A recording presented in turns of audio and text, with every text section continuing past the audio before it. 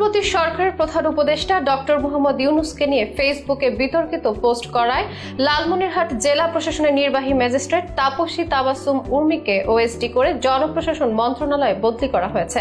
যে ঘটনা নানা আলোচনা সমালোচনার জন্ম দিয়েছে সোশ্যাল মিডিয়ায়। অনেকে এটিকে মনে করছেন বাক স্বাধীনতার অন্তরায় হিসেবে। মানুষের বাক স্বাধীনতা হরণ করেছিল আওয়ামী লীগ, এমন অভিযোগ আছে অনেকের কণ্ঠে। কিছু বলতে বা লিখতে গেলে বারবার ভাবা লাগতো, আর তাদের সমালোচনা করতে যেন বিরাট দুঃসাহসের পরিচয় দিতে হতো। তাদের বিদায় ও অন্তর্বর্তী সরকারের আগমনে মানুষ যেন বাক স্বাধীনতা ফিরে পেয়েছে। তবে আসলে কি তাই, সেই প্রশ্ন তুলেছেন অনেকে। ঘটনার সূত্রপাত এক ফেসবুক পোস্ট থেকে। ফেসবুকে অন্তর্বর্তী সরকার ও প্রধান উপদেষ্টার বক্তব্য নিয়ে বিতর্কিত এক মন্তব্য করেন লালমনিরহাট জেলা প্রশাসনের নির্বাহী ম্যাজিস্ট্রেট তাপসী তাবাসসুম উর্মি। গত শনিবার ফেসবুকে তিনি লেখেন, ডক্টর মোহাম্মদ ইউনূসের কাউন্টডাউন শুরু হয়ে গেছে। আলোচিত সেই স্ট্যাটাসে তাপসী লেখেন, সাংবিধানিক ভিত্তিহীন অন্তর্বর্তী সরকারের প্রধান উপদেষ্টা বলছেন রিসেট বাটনে পুশ করা হয়েছে, অতীত মুছে গেছে। রিসেট বাটনে ক্লিক করে দেশের সব অতীত ইতিহাস মুছে ফেলেছেন তিনি। এতই সহজ, কাউন্টডাউন শুরু হয়ে গেছে আপনার মহাশয়। তার এই পোস্টে সরকারি চাকরির আচরণবিধির লঙ্ঘন বলেন সংশ্লিষ্টরা। তাপসীর মতে, আমাদের মুক্তিযুদ্ধ হচ্ছে মীমাংসিত সত্য, আর রিসেট বাটনে পুশের কথা বলা মানে সে সত্যকে অস্বীকার জানানো।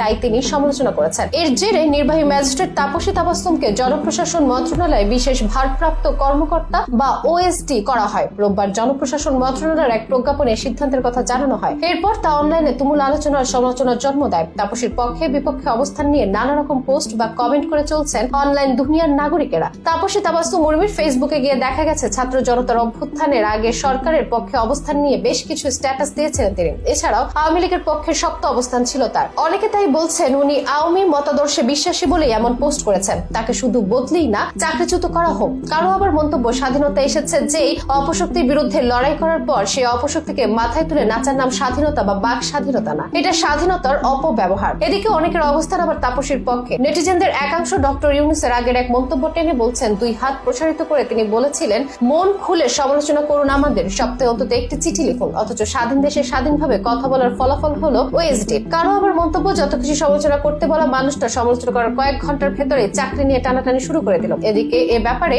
বাংলাদেশ লোক প্রশাসন প্রশিক্ষণ কেন্দ্রের সাবেক পরিচালক ডক্টর AKM এনামুল হক বলছেন, সরকারি চাকরিজীবীদেরকে 79 কন্ট্যাক্ট রুল অনুযায়ী আচরণ করতে হয়। সেখানে সরকারের এমন সমালোচনা করা যাবে না যেখানে জনগণের সঙ্গে সরকারের সম্পর্ককে ইফেক্ট করতে পারে। এটা 23 এতে আছে। পক্ষে বিপক্ষে মন্তব্য যাই থাকুক, এই নিয়ে অবশ্য ভাবছেন না তাপসী। ওএসডি হওয়ার পর তাপসী তাবাসসুম উর্মি বলছেন, I am not a hypocrite. মুক্তিযুদ্ধের বিপক্ষ শক্তির বিরুদ্ধে যে কোনো জায়গা থেকে বলা যায়। এজন্য যদি আমার চাকরি চলে যায়, এতে আমার কোনো সমস্যা নেই।